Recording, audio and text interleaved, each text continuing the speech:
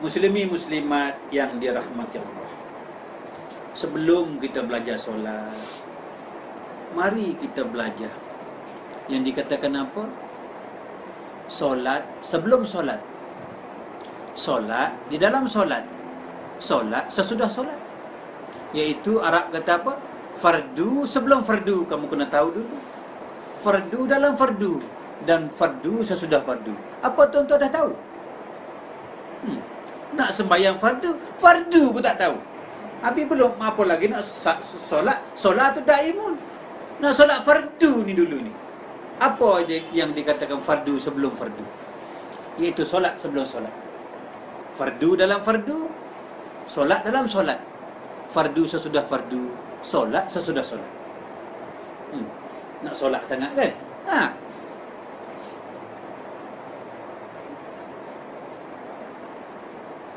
Jadi fardu pun kita tak tahu ke mana lagi. Baik, fardu sebelum fardu macam ni. Kita belum lahir ke dunia lagi. Kita belum lahir ke dunia. Dan alam makhluk ini belum terjadi lagi. Tak ada makhluk. Allah dah diri dah kita sembahyang di kitab Luh Mahfuz. Kun kata Allah, siap berdirinya kita di Luh Mahfuz. Betul tidak, tuan? Alam belum terjadi, tetapi sudah berlaku di dalam ilmu Allah yang bernama Luh Mahfuz. Kita belum beranak, Allah beranak dah kita di Luh Mahfuz. Kita belum lahir, Allah lahir dah kita di Luh Mahfuz. Kita belum kahwin, Allah kahwin dah kita di Luh Mahfuz. Sebelum kita beranak di dunia ni, tengok tangan saya. Sebelum kita beranak di dunia ni, Allah dah dirikan kita di Luh Mahfuz. Allah dah rukuk dah di Luh Mahfuz. Allah dah sujud dah kita di Luh Mahfuz. Kita belum beranak lagi. Sebelum kita puasa, Allah dah puasa dah kita di Luh Mahfuz. Sebelum kita kahwin dah di Luh Mahfuz. Sebelum mati, sebelum masuk surga neraka, Allah dah masuk dah kita di surga neraka. Allah dah jumpa dah. Kita belum mati, Allah mati dah kita di Luh Mahfuz. Kita belum masuk surga neraka, Allah masuk dah kita di dalam surga. Betul tidak? Betul tidak saya kata ini? Betul tidak Ustaz? Itu dia kata kita Luh Mahfuz. Kun itu siap. Allah tak kerja macam kun tak. Yang kun tu tukang rumah. Kalau Allah kun siap. Tak ada dah dakwah yang baru. Inilah dikatakan kitab Luhul Mahfuz. Kitab Allah siap. Kamu cukur janggut bila, ubannya rambut kamu sorak tu berapa hari bulan jam bila dia tulis. Gigi kamu akan terjabuk, patah tumbuh. Patah berapa hari bulan. Aku dah siap tulis dah. Kahwin bila, jumpa bila, mati bila, kerana apa kau dah siap. Masuk surga neraka pun kita dah masuk dah di Luh Mahfuz. Ini dikatakan fardu sebelum fardu. Baik. Kita belum beranak lagi, belum lahir ke dunia. Allah diri dah kita ambil konteks sembahyang saja ya. Kita dah solat dah di Luh Mahfuz, berdiri dah kita di Luh Mahfuz. Ini dikatakan fardu sebelum fardu. Solat sebelum solat. Lalu kita pun lahirlah ke dunia. Berdirilah kita pada tanggal 12 hari bulan ini di kota Singapura ni pada zuhur kan berdiri. Baik. Berdiri kita di mana? Ini solat di dalam solat. Ini solat sebelum solat. Dah, diri ya. Solat sebelum solat. Solat di dalam solat. Kita pun di dalam solat. Tengah-tengah berdiri ni, baik. Berdirinya kita ini, berdiri kita ini, perkara baru ke perkara lama? Berdirinya kita ini bukan perkara baru. Berdirinya kita ini perkara lama. Mana yang kata kamu yang berdiri? Jangan mengaku kamu yang berdiri. Sebelum ada kamu tu, aku dah yang berdiri di Luh Mahfuz. Sebelum kamu bersolat, aku yang bersolat di Luh Mahfuz. Mana yang dikata kamu bersolat? Saya tanya lagi sekali. Dengar baik-baik. Pelan-pelan kita belajar. Fardu, kalau kita nak sembahyang fardu, kita kena tahu fardu sebelum fardu, fardu di dalam fardu, fardu sesudah fardu. Baru kita boleh bersolat. Fardu dulu. Baik. Fardu sebelum fardu tu kitab Luh Mahfuz Allah jadikan dalam ilmunya. Dalam ilmu Allah macam ni. Ini bolpen, dakwah dalam bolpen ialah dia kata Luh Mahfuz. Ini dakwah dalam bolpen. Ya. Nak tulis apa? Cakap je tulis, boleh. Maknanya benda dah ada dah dalam dakwah bolpen. Faham tidak? Ini contoh Lauh Mahfuz. Dakwah dalam bolpen. Nak cakap apa? Cakap, saya tulis. Bermaknanya dah siap dah sebetul dalam bolpen. Kemudian kita pun berdiri solat. Saya tanya lagi sekarang. Berdirinya kita ni perkara baru ke perkara lama? Perkara lama. Apabila perkara lama, siapa yang berdiri? Siapa yang berdiri? Oh, sedarlah kita pada hari ini. Sebetul yang berdiri itu Allah. Yang rukuk, yang sujud, aku sudah faham pada hari ini. Sesungguh yang aku buat ini benda yang sudah siap. Kalau ibarat kata kak, Piramli sudah mati kan? Ada tak kita pasang sekali televisi, Piramli hidup balik berlakon? Pasang lagi sekali televisi cerita Piramli, Piramli pun hidup balik sekali berlakon. Piramli berlakon berapa kali? Filem itu Bujang Lapuk, tetap Bujang Lapuk. Tak akan berubah dia punya alat cerita dia. Kalau cerita hantu wah, Han Jempat kena bunuh. Tak ada pasang kali kedua, hantu wah pula kena bunuh. Ada tidak? Bermakna lakonan Allah tu sekali saja. Yang kita dah buat ni, hak dia dah buat dah. Piramli berlakon 60 kali pasang pun dia dah berlakon. Lakonan dia tu berapa kali? Cuba jawab, berapa kali? Sekali. Begitu juga Allah. Yang kamu buat ni photostat aku je, kalau umpama bahasa sekarang lah. Photostat aku je. Nak mengaku original. Jadi kita fahamlah bahawasanya fardu dalam fardu itu juga siapa? Allah. Yang berdiri pun engkau ya Allah. Sebelum aku berdiri, kau dah berdiri dah.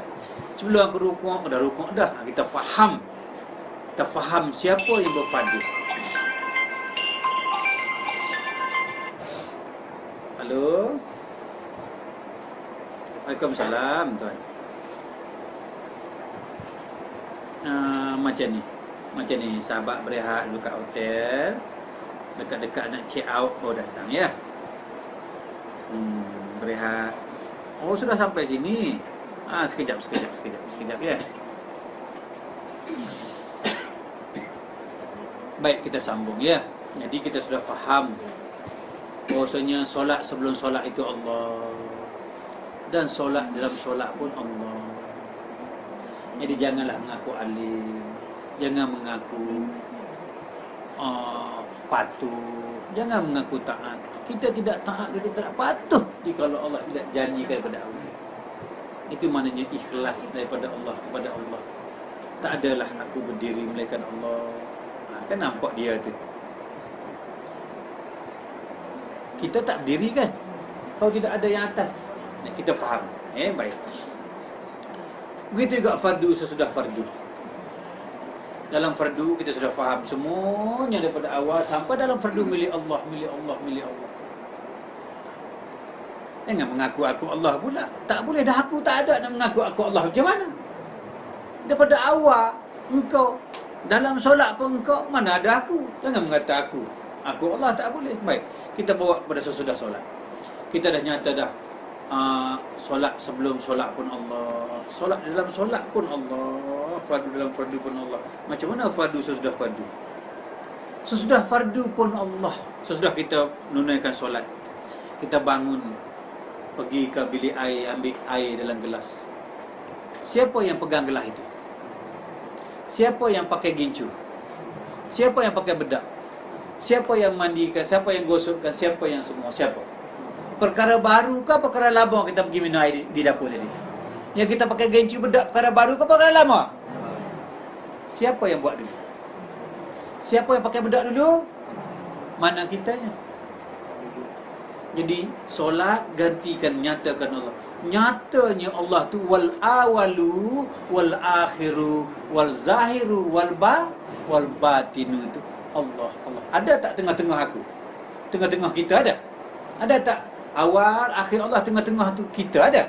Tak ada. Macam mana kamu boleh kamu tengah-tengah? Aku sembahyang, aku rukuk, aku sujud. Bila masamu? Bila? Jadi fahamlah kita kalau nak bersolat, awal akhir itu Allah. Tengah-tengah pun dia. Jangan buh kita tengah-tengah, ya. Selama mana pun Allah itu dikatakan solat itu menyatakan Allah. Macam mana menyatakan Allah? Yang berdiri pun Allah, yang rukuk pun Allah, yang sujud ke tanah pun Allah, yang mirih macam ni pun Allah, yang macam ni pun Allah, yang pakai kasut pun Allah, yang masak nasi pun Allah, yang pakai bedak pun Allah. Allah. Nyata tak Allah? Baru Allah tu nyata, tidak terluput biarpun sesaat. Itulah dikatakan solatul daimun. Di solat fardu, ini solatul daimun, menyatakan Allah sampai hingga tidak putus. Yang tidur siapa? Tak boleh kata Allah tidur. Habis kalau tak Allah tidur, siapa tidur? Aku tak ada. Yang tidur pun Allah, yang bangun pun Allah, yang lapar Allah, yang kenyang Allah, yang putih Allah, yang hitam Allah, yang tinggi Allah, yang putih Allah, yang rendah Allah. Mana ada ruang untuk kita? Wujud erti apa? Jawab kuat-kuat semua. Wujud erti apa? Sifat siapa ni? Sifat kita ada tidak? Kalau tidak ada sifat kita, siapa yang tidur duduk, bangun berdiri siapa? Mana ada kita baca macam sifat 20 tapi tidak pernah nak menghayati. Pegang betul-betul, barang siapa mengaji satu je sifat 20, yang 19 tu buang dalam sungai, dalam. Tak perlu belajar apa yang 19. Tapi dah buta juga, sama bahasa kalam apa aja. Buta juga 20 pun. Tambah lagi 40 jadi 60. Pun 60 kali buta. Tapi je kalau orang celik, aku dah kata dah. Sifat nafsiah yang dikatakan wujud tu aku je. Apabila wujud aku, yang lain tak payah bilang dah. Basar arti apa? Sifat siapa melihat? Sifat kita? Cuba kuat. Sifat kita? Baik, buta lah, apalah, buta ya. Ini warna apa? Tadi kata buta. Pasal apa nampak merah? Itu makanya kita nak ingat kepada Allah masa kita bangun tidur. Terbuka mata. Tak payah mencari Allah. Kenapa? Yang melihat tu dah aku dah tu. Kenapa kamu tak nampak aku? Nyatanya aku lebih terang daripada matahari. Yang melihat tu aku dah tu. Kenapa kau nak mencari aku lagi? Basar arti apa? Basar arti apa? Sifat siapa melihat? Sifat kita? Buta. Habis kenapa nampak? Akulah itu. Tengok. Senangnya ingat kepada Allah. Nyatanya Allah. Sama. Sifat siapa yang mendengar? Sifat kita? Pekak, tuli. Dengar tak apa yang saya cakap ini? Tadi kata pekak. Inilah pembohong. Dengar ke pekak? Dengar. Siapa dengar? Sifat siapa dengar? Kenapa kamu masih tak nampak Allah? Kenapa kamu masih tak terpandang Allah? Itulah pelajaran makrifat ini, pelajaran ilmu mengenal Allah ini, ilmu yang paling senang, paling mudah, paling bawah, paling ringkas. Awaluddin ma'rifatullah. Awal-awal beragama itu, awal-awal berilmu itu ilmu apa? Ilmu ma'rifatullah. Ilmu mengenal Allah lah ilmu yang paling